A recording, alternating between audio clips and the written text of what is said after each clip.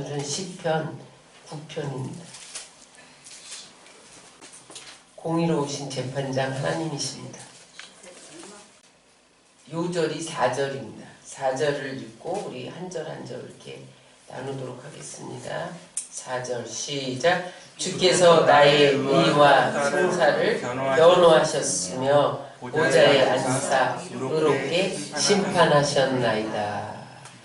우리가 억울한 일을 당할 때가 있어요. 그런데 그때 실망하지 말아야 할 이유는 하나님이 공의의 하나님이기 때문에 그래요. 오늘 본문 말씀을 보니까 하나님은 공의의 재판장이라는 거예요. 그래서 억울함을 풀어주신다는 거예요.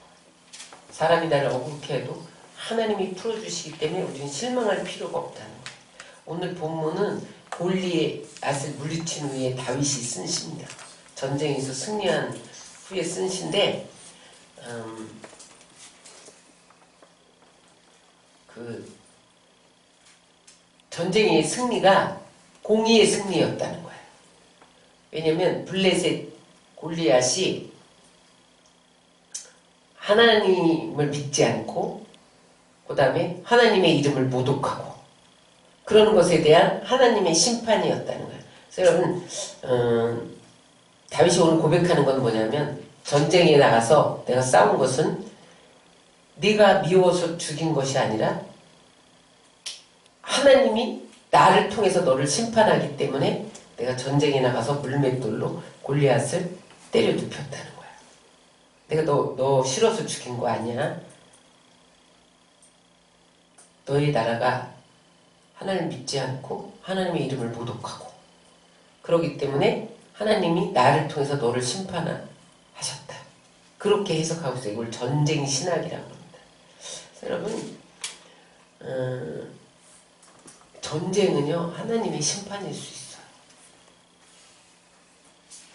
왜냐하면 역사를 주관하시고 역사를 움직이시는 그 하나님이 그 전쟁 속에 하나님의 섭리가 있는 거예요. 하나님은 언제나 공의로 심판하십니다. 그 하나님께 감사하는 장면이 1절, 2절입니다. 다 같이 읽겠습니다. 시작. 내가 전심으로 여호와께 감사하며 주의 모든 귀한 일들을 전하리이다. 내가 주를 기뻐하고 즐거워하며 지존하신 주의 이름을 찬송하리니. 공의로우신 일을 이루신 하나님을 찬송하고 있어요. 골리앗을 이긴 것은 공의로 이기셨다. 그래서 이 기이한 일을 내가 전하고 찬송하리이다. 그렇게 공의의 하나님을 찬송하고 있습니다. 그 다음에 그 공의의 하나님은 3절에 보면 원수를 망하게 하시는 하나님. 3절 시작. 내 원수들이 물러갈 때 주 앞에서 넘어져 망함이니이다. 원수들을 망하게 하신 재판장이신 하나님. 원수는 원수 마귀를 말하는데 여기 블레셋을 말하지만 블레셋은 마귀예요. 근데 마귀는 우리에게 와서 하는 일이 뭐냐면 하나님을 경외하는 자를 불신을 심고 야 하나님이 어디 살아계시냐?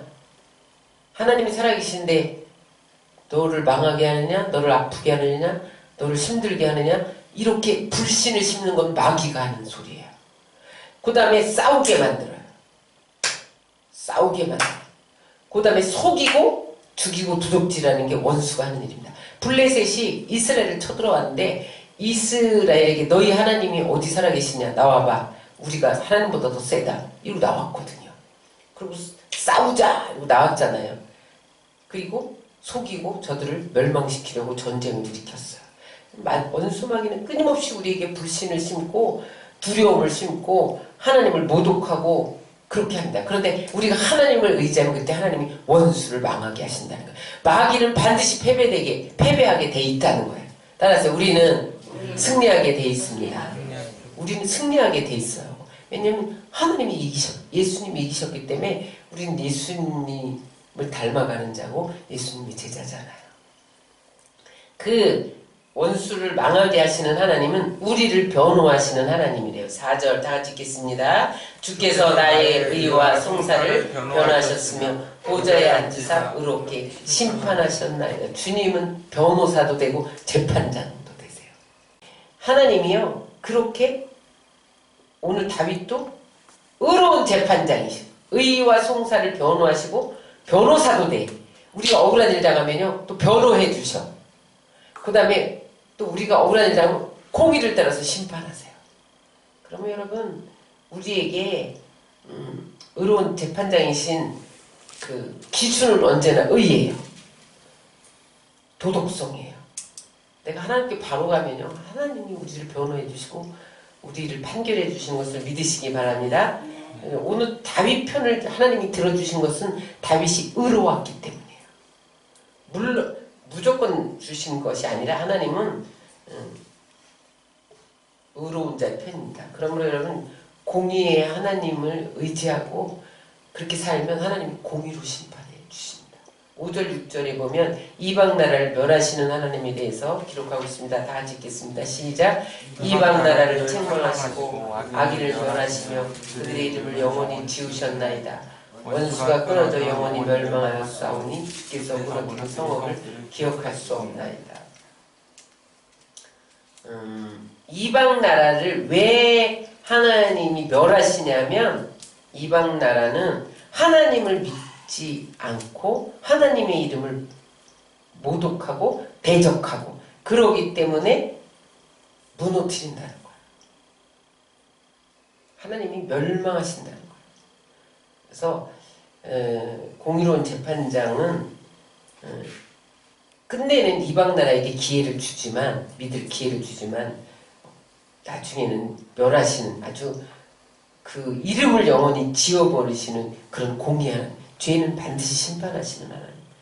7절 다시 공의로운 재판장에 대해서 7, 8절 말씀합니다. 다 같이 읽겠습니다. 여호와께서 영원히 앉으시며 심판을 위해 보좌를 준비하셨도다. 공의로 세계를 심판하시며 정직으로 만민에게 판결하시로다. 하나님이 공의와 정직으로 만민을 심판하신다는 거예요. 그래서 우리는 공의롭게 살면 정직하게 살면 하나님 우리 편이 되어주시는 것을 믿으시기 바랍니다. 또한 하나님은 압제당하는 자의 요새가 되어주신대요. 9절 시작. 여호와는 압제당하는 자의 요새시요 환난 때의 요새시로다.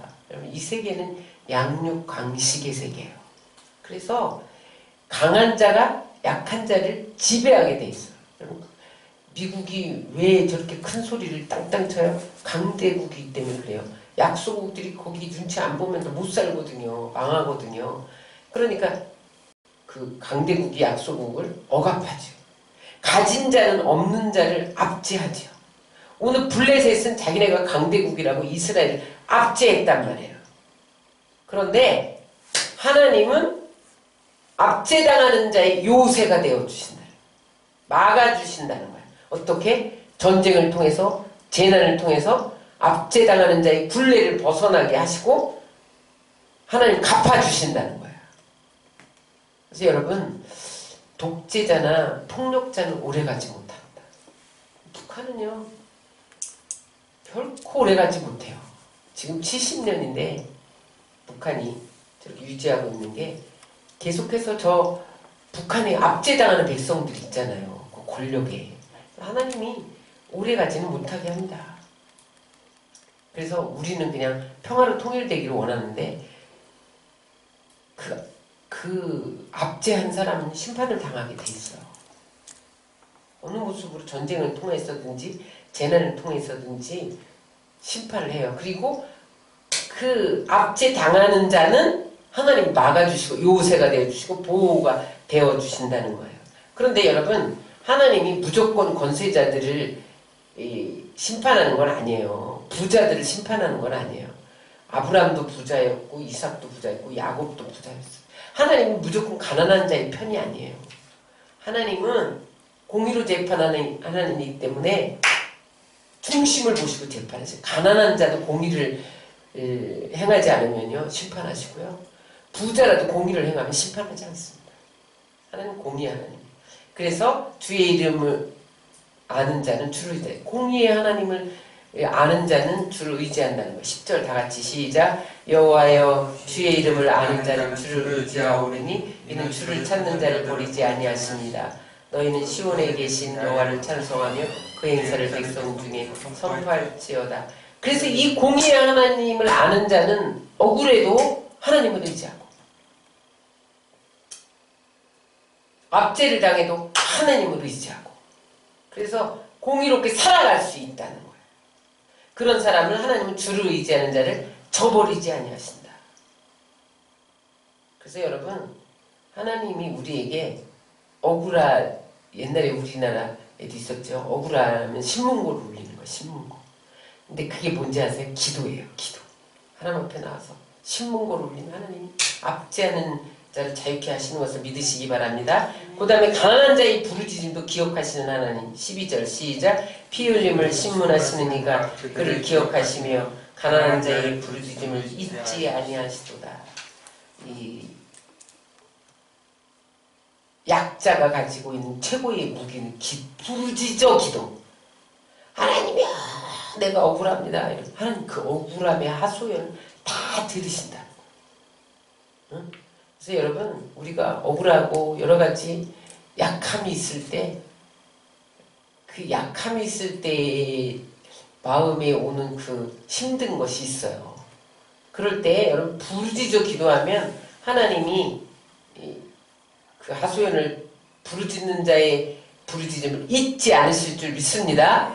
성경에 보면요, 다윗이 골리앗에게 모욕을 받을 때도 하나님께 부르짖어 기도했고, 애굽에서 이스라엘 백성들이 고통 가운데 부르짖어 기도할 때 모세를 예비하셨고, 응? 그 다음에 사사 시대에 저들이 부르짖어 기도하면 하나님 사사를 세워서 이방 세력을 물리치고, 인간의 그 죄와 죽음으로 인해서 부르짖어 기도하니까 하나님 예수님을 보내주셔서 죄를, 사망을 제거하고, 하나님 부르짖는 자의 편이신 것을 믿으시기 바랍니다. 그래서 여러분, 부르짖으면 하나님 오늘도 우리의 기도를 들으십니다. 13절 14절 사망에서 일으키시고 구원하시는 하나님을 기뻐합니다. 시작. 여호와여 내게 은혜를 베푸소서. 나를 사망의 문에서 일으키시는 주여, 나를 미워하는 자에게서 받는 나의 고통을 보소서. 그리하시면 내가 주의 찬송을 다 전할 것이요, 딸 시온의 문에서 주의 구원을 기뻐하리로다. 다윗이 지금 지면 죽잖아요. 사망의 문 앞에서 골리앗과의 싸움에서 지면 죽잖아요. 죽음의 고통 가운데 부르짖으면 하나님이 생명으로, 죽음에서 생명으로 갚아주신다는 거예요. 그래서 그것을 기뻐한, 그 구원을 기뻐하는 모습이 14절인데, 여기 딸 시온의 문은 예루살렘을 말합니다. 예루살렘에서 기뻐하리이다. 그래서 여러분, 기도할 때 우리 하나님은 반드시 우리의 기도를 들으십니다. 그리고 악인들을 스스로 망하게 한다는 거예요. 15절부터 17절 시작. 이방 나라들은 자기가 파는 웅덩이에 빠지며 자기가 숨긴 그물에 자기 발이 걸렸도다. 여호와께서 자기를 알게 하사 심판을 행하셨으며 악인은 자기가 손으로 행한 일에 스스로 얽혔도다. 악인들이 수월로 돌아가며 하나님을 잊어버린 모든 이방 나라들이 그리하리로다. 이 이방 나라들은 하나님을 믿지 않는 사람들인데, 남을 해치려고 웅덩이를 파고 남을 잡으려고 그물을 숨겨놓는다. 지나가다가 웅덩이에 빠져 그물에 걸려 장애물을 놓잖아요. 자기 해방하고. 이게 세상입니다. 우리 가는데 인생길에 웅덩이가 많아요. 그물이 많아.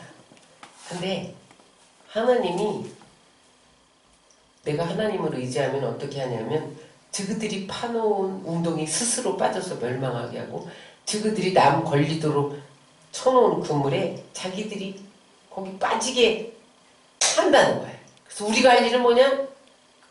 악인들을 하나님께 맡기고 기도만 하면 하나님이 저그들이 쳐놓은 그물에 빠지게 한다.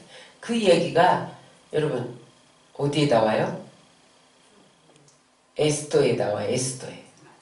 에스더에 하만이 모르드게를 죽이고 이스라엘을 말살시키려고 장대를 달아놨잖아요. 근데 모르드게의 선행이 다 드러나고 하만의 악한 계기가 다 드러나니까 왕이 하만을 거기다 달아버린다.